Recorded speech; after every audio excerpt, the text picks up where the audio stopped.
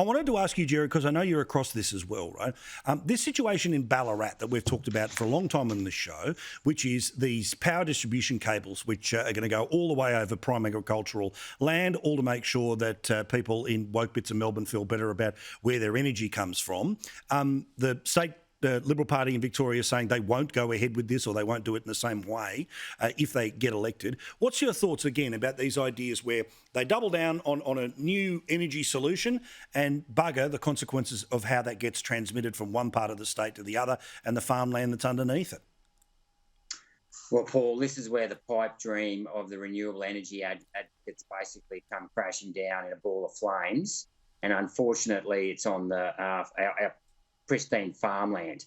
Now, interestingly enough, this transmission line is going to cost about $400 million to build.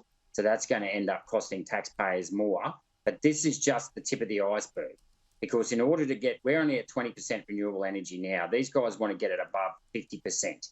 So in order to do that, Anthony Albanese has promised a $20 billion grid fund effectively, which is going to cost taxpayers $20 billion in order to transfer all of this power around the nation. Now, interestingly enough, about 20 years ago, we had about 30 coal-powered fire stations on the east coast of Australia that supplied about 80% of our needs on the east coast.